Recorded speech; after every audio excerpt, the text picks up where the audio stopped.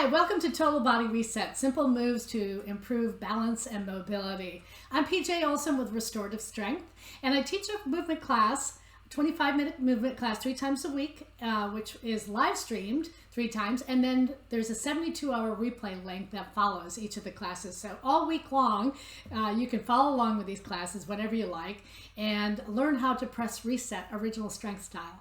So the classes are a combination of original strength resets, which I'll get more into as we take the class here today. And I combine it with some yoga-inspired movements as well as just poses. But there's a lot of movement throughout this class. So there's not a lot of holding, a lot of more dynamic movement just to keep our bodies moving the way they're designed to move. And then there's some other movements that come from some other movement modalities that I've studied. But all of it together is designed to reset and strengthen your nervous system, because our movement patterns are only as strong as our nervous system is. So just a real quick thing to start with, if you're new to all this, I highly recommend that if sitting in this position is challenging for you, that you bring along either some folded up blankets, maybe a pillow or a bolster, or even some yoga blocks. Because sometimes when we sit our hips up and elevate, it's a lot more comfortable when we're able to sit up nice and tall. We don't spend much time seated, but there is definitely some of that in each of the classes. Also too, in lying back on your back, if you find that your chin is kind of jutting up because you can't get your neck straight comfortably, you can always feel free to put a small blanket or a folded up blanket under your head as well. Everything we do is designed to be comfortable so that you can allow that nervous system to relax. So without further ado, let's get started. We're going to start with some diaphragmatic breathing, which we do in all of the classes, because that's really where we started life. Really, it's the most important thing you do all day is breathe. But we want to go back to breathing the way we're designed to breathe, which is initiating the breath from the diaphragm. So we're going to start on our backs in supine breathing. So just coming gently down onto your back here. And then maybe extending the legs all the way out and away from your body. Arms out to the side, or maybe hands draped across your belly, whatever feels good. However, if you're like me, I tend to take a lot of tension in my lower back.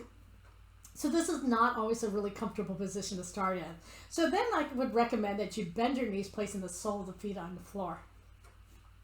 And then from here again, you can also go one more direction. If this is still feeling a little bit like you're having a grip to hold on here, you can always drop the knees in towards each other so they're leaning up against each other. And then again, just arms out to the side, palms up or down, or hands just gently across the belly. Eyes are closed, lips slightly sealed. And then just breathing in through the nose, and as we inhale, feeling the belly rise and press into our hands. Exhaling, belly melts down. And just at your own pace, just trying to have a smooth, even inhale and a smooth, even exhale.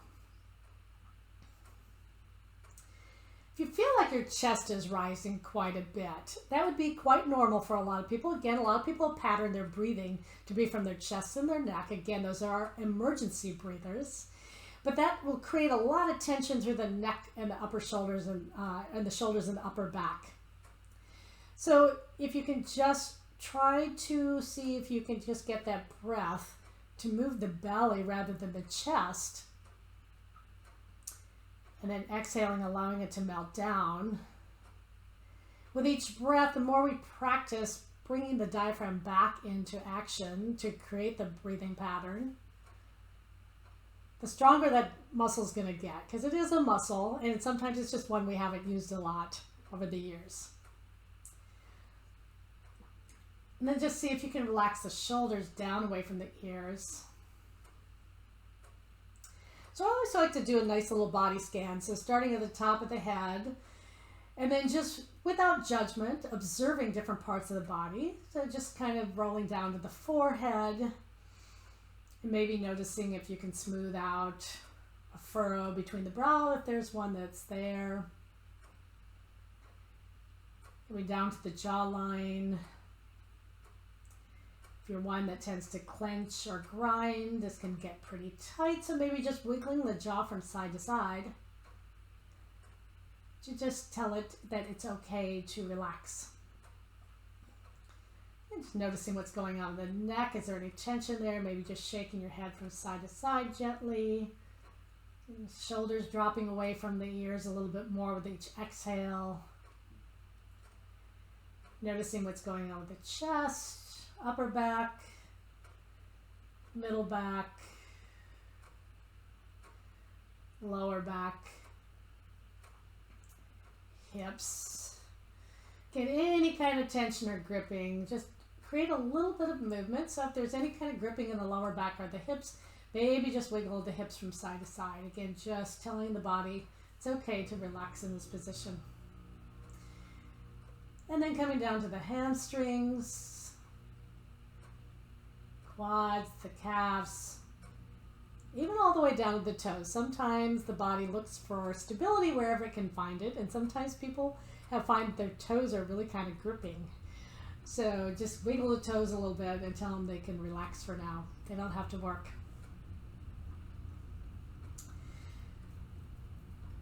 Good. All right, we're going to open our eyes now. We're going to get a little head movement in here. So we're first going to do some chin tucks to work on that postural alignment. So again, a lot of times these back neck muscles get shortened and tight. So we want to lengthen and stretch them as we work on the strength of our neck. So we're going to do a chin tuck by taking our chin down towards our chest, making a double chin, but then pressing the back of the head gently into the floor underneath us, as well as trying to roll the shoulders back. It might mean that your chin doesn't come down as far as it did initially. That's okay, you probably are feeling a stretch anyway. Breathing here and then releasing. You're going to do a total of 3 chin tucks here. So taking the chin down towards the chest, creating that double chin. Again, back of the head and the shoulders rolling into the mat underneath. Breathing diaphragmatically if we can. And then releasing. If you're finding that you cannot do the diaphragmatic breath when you're in this chin tuck, then just don't hold the tuck as long. So again, chin comes down to chest. Try to get that breath into the belly while you hold the chin down. Feel the stretch in the back of the neck, maybe even the top of the shoulders. And then release it. Those are really great for postural improvement. We're going to turn our heads from side to side now, so working to some rotation here. So turning the eyes and the head off to the left ear drops towards the mat to the left side, coming back to center and then off to the right side. And then just gently back and forth. Turning the head and the neck. You can try to work those shoulders down away from your ears, allowing more movement, more room for movement through the neck. Again, leading the movement with the eyes if you can. So the eyes are designed to actually move within their eye socket to initiate the move. And then the neck and the head turn, dropping that ear off to the side. If we stare at screens a lot throughout the day, a lot of times we just don't move our eyeballs within their sockets. And again, these are muscles that get weakened over time if we don't create movement in the directions they're designed to move. And you probably notice this is going to help release some tension through your shoulders as well. All right, we're going to go into some stretching of the overall body by going into a good morning stretch. We're going to extend the legs all the way out in front of you, away from your body, pointing the toes towards the wall in front of you, and then reaching the fingers back behind you. So we're getting a full body stretch here. Toes are reaching for the wall in front, fingers pointing towards the wall behind. Feeling that big stretch to the side of the body between the hip and the armpit especially. A lot of our respiratory muscles lie here, and creating some space on a regular basis is good. Breathing here. Really feeling that stretch. Now bring the arms back to your side. Knees are going to bend. Feet are going to hit the floor again. Take the knees and feet, though, about the width of your yoga mat. Or you can do some widening windshield wipers. Arms are going to come up to a T. I'm going to look straight up at the ceiling, with the feet staying in the spot that we've chosen. Again, on either edge of the yoga mat, I'm going to drop my kneecaps towards the wall to the left. And then I'm going to bring them back to center and then drop them towards the wall to the right.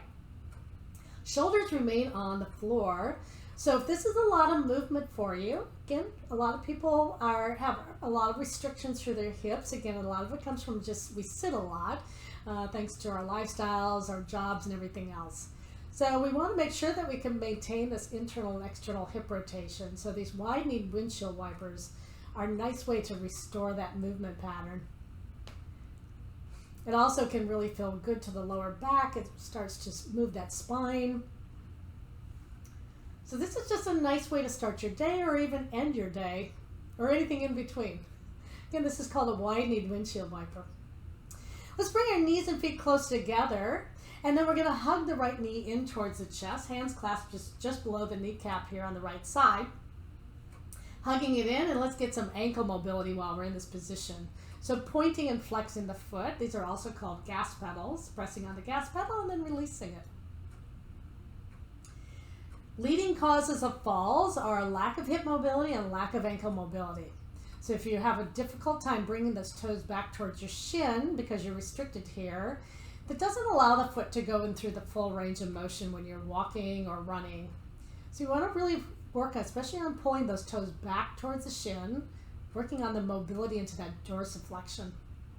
And then rotating the ankles in a circle.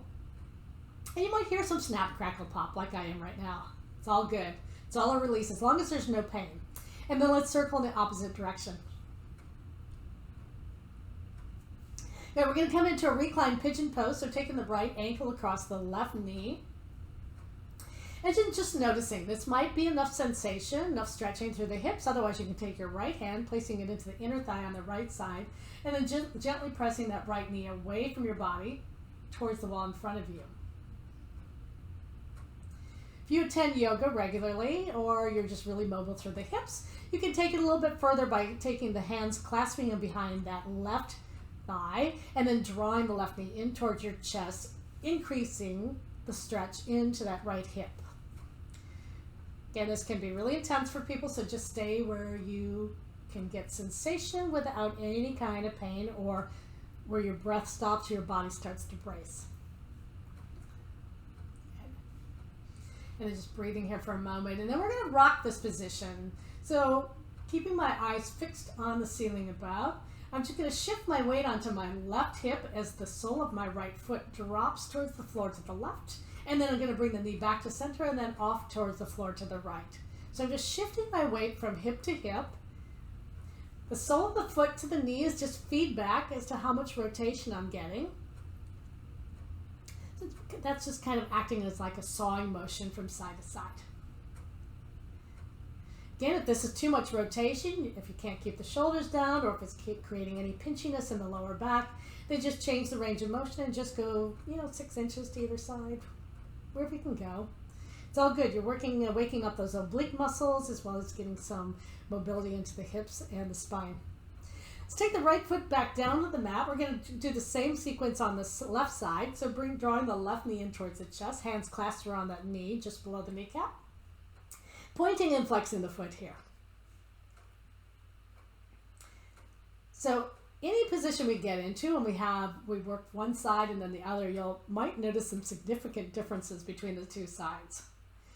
So what I love about the original strength resets is that it helps you identify where we have those asymmetries or imbalances, and then it helps to restore the balance back and make you more symmetrical, which is why it's known for helping to reduce the number of injuries. Let's circle those ankles.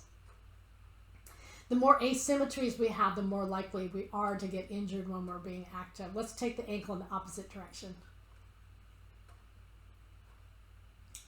Now let's take that left ankle across the right knee into reclined pigeon pose, figure 4 pose, whatever you want to call it. And again, noticing this might be enough of a stretch. Otherwise, take the left hand into the upper thigh, or the lower thigh rather, just above that kneecap. And then gently press the knee towards the wall in front of you, away from your body.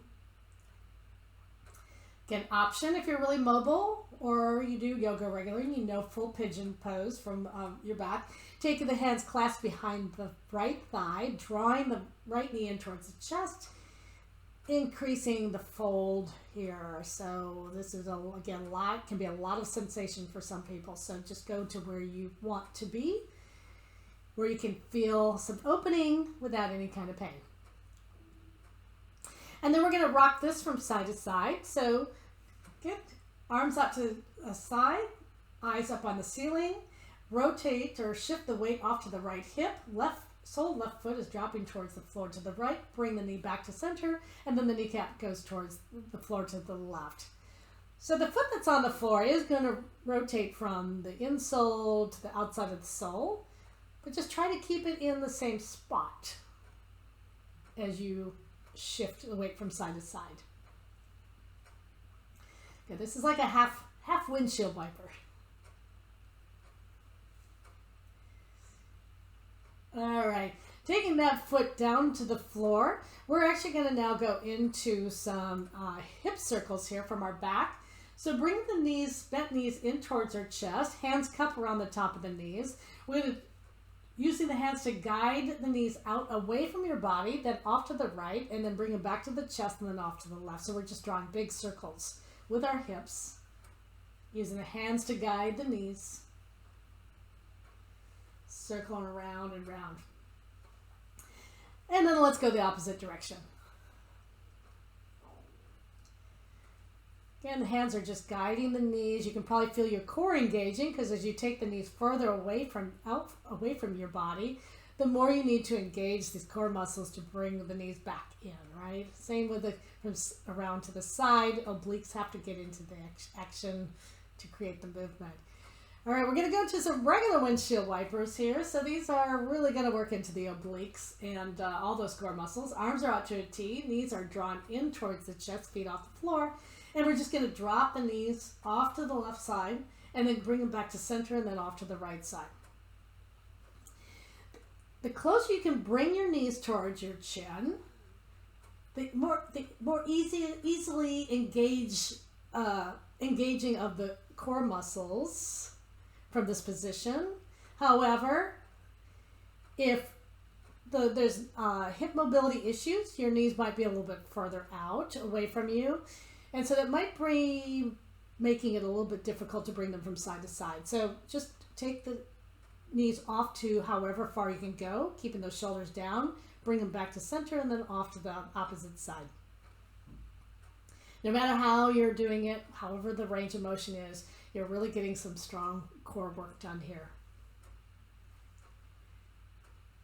All right, we're going to just finish on our back here with some leg switches. So taking the left foot down to the floor, the left knee is bent, extending the right leg up towards the ceiling, and then switching the leg positions in midair if you can. So now the right knee is bent, right foot on the floor, left leg is extended. And then just going back and forth, alternating legs, switching the legs. This is warming up the hamstring, and working to some strengthening of the core. The more you pull your belly button towards your spine from this position, you keep your lower back on the floor.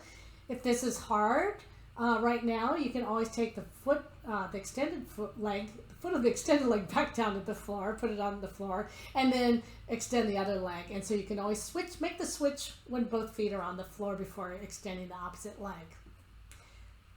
So either way. Okay, we're just warming up some muscles here.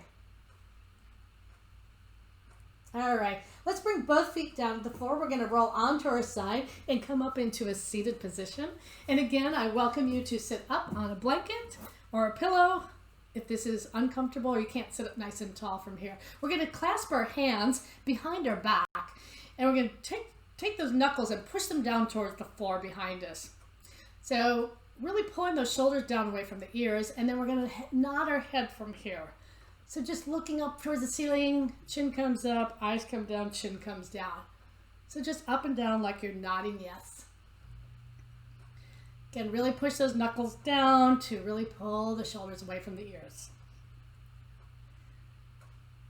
Especially from our work, if we're behind computers a lot, these neck muscles can get really tense and the shoulders can start riding up to the ears, creating a lot of tension and pain. Let's switch the class. So going to the opposite side, the side that doesn't feel so normal.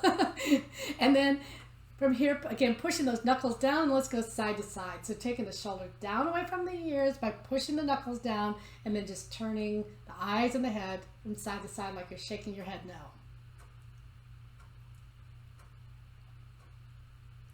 Good. All right, we're going to go into some S waves here. So arms are stretched out, palms forward. We're going to bend at the elbow, taking one hand behind the head, the other one behind the lower back, and then switching from there. So sit up nice and tall. This is not so much about can your fingers touch each other, because most of us that's not possible. But it's more about sitting up nice and tall. So don't duck your head to bring them back. If you have any kind of pinchiness through the shoulder, then maybe you just take the hands wherever they can go, even if it's here.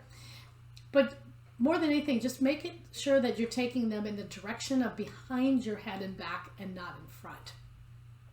Again, we're just trying to take those shoulders in all the directions that they're designed to move because it keeps them nice and healthy and free of injury. But again, just going to where you can. We're going to do round the world hip circles here. So hands can either be on the top of the knees or off to the side. And then we're just going to keep our eyes fixed on something in front of us and rock forward and then rock to the side, rock back, and just draw big circles. But again, the eyes are fixed on something directly in front of me. So my eyes are constantly looking at a point that's directly in front of me, and it's just the body that's moving. And then going the opposite direction. Again, some spinal movement, some hip mobility. Sure you feel the core working, especially as you rock to the side and rock back. You've really got to engage the muscles there to bring yourself back around. We're going to do some seated rocking here. So hands again can be on the knees or off to the side. Again, keep your eyes fixed. You're going to rock forward and then you're going to rock back. Forward and back. Again, eyes fixed on where they can look straight ahead at something, whatever that might be. It might be some art on your wall. Might be looking at me on the screen, whatever it is. They're just rocking back and forth. We're going to add some arms here.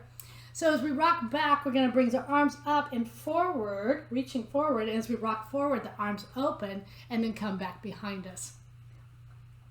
So opening up some pec muscles and some upper thoracic, getting some nice stretching here. Especially when we take those arms back behind us. We spend so much time in flexion that sometimes bringing our arms back and opening up that back side as well as the pecs just doesn't happen. So hopefully this feels really good, and at the same time we're getting some strengthening going on. Okay, we're going to come on to all fours now. So we're just coming onto a hip and then taking the hands under and just pressing up into a tabletop position. Wrists are under shoulders, knees under hips, toes can be tucked under or pointed straight back. And then I'm just keeping my eye gaze forward. I'm just going to rock my hips back towards my heels, and then I'm going to rock forward over my hands. Again, just working within your range of motion. So if your hips don't come all the way back, no worries. You just move them to where you can, because you're probably feeling a pretty big stretch through the hips here. And if going over the hands causes any kind of wrist pain, then just not going so far. Or if wrists are a problem, you can always come into fisties and rock from here. Any kind of knee pain from being on all fours, you can either fold up the yoga mat and double it up and put it on your knees, or you can take a blanket and place it on your knees. So we're just rocking here. This is one of the developmental patterns shown before babies start to crawl. They rock. This is a really soothing movement, and it does all kinds of great things, working into glute strength, pelvic floor strength, ankle and wrist mobility, as well as connecting right shoulder to left hip and left shoulder to right hip. It's a great movement to do anytime. We're going to do some single leg rocking. So coming back into that tabletop, extending the right leg all the way back, toes tucked under. We're going to rock back, taking the heel of the right foot towards the floor behind us and then rocking forward up onto the tiptoes, and then just back and forth here. So it's just a version of single leg rocking, really opening up that calf muscle there, but also working on some single side strength as we rock, just using one side to create the movement. Option to lift the leg and rock from here over that bent knee. But again, staying at wherever is working for you. And always know that you can come back to regular rocking anytime you want.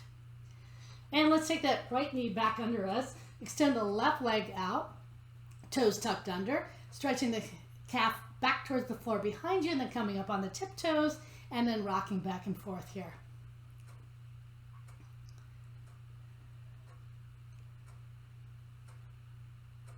Again, don't forget your breath. Sometimes we start creating some movement patterns that we haven't done in, decades. That the body tends to brace, or we start to hold our breath. And again, the most important thing we do all day is breathe, right? We take about between 20 and 25,000 breaths per day, so they're pretty important. Option to pick up that left leg, foot off the floor, and then rock from here. It's rocking back and forth. But again, staying where you need to stay, so the foot can always stay down and continue there. Or you can bring the knee back under and do regular rocking. Okay, let's bring that left knee back under, and now we're going to do some single arm rocking. So we're going to rock back, and as I rock forward, I'm going to pick up my right hand in the handshake position and rock forward. Rock back, and now extend the left arm. So this is some single arm rocking. And these are all gentle strengtheners. So when we pick up one arm, now we've got 3 points of contact to hold up our body weight. So it really works into shoulder and arm strength, as well as continue to work glutes and everything else in between.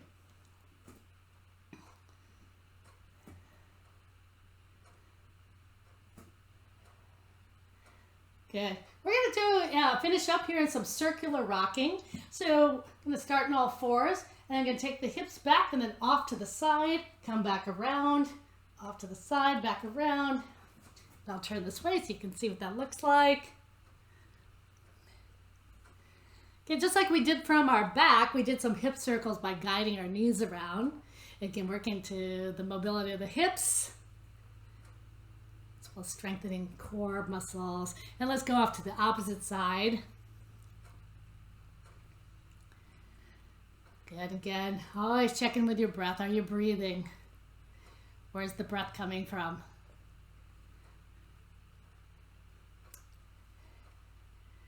And then we just stop and stop for a moment and notice. Breathing here, you might even want to kind of slide back into a child's pose if that's in your practice. Or just being wherever you can to be comfortable, and then just noticing the body again. And hopefully after these 25 minutes that you suddenly like, wow, something feels a lot more relaxed, something feels less tense, something might move better, however it is. Anyway, thank you again. I really appreciate you checking out my class. Again, it's called Total Body Reset, Simple Moves to Improve Balance and Mobility. Again, it's held 3 times a week. 25-minute sessions.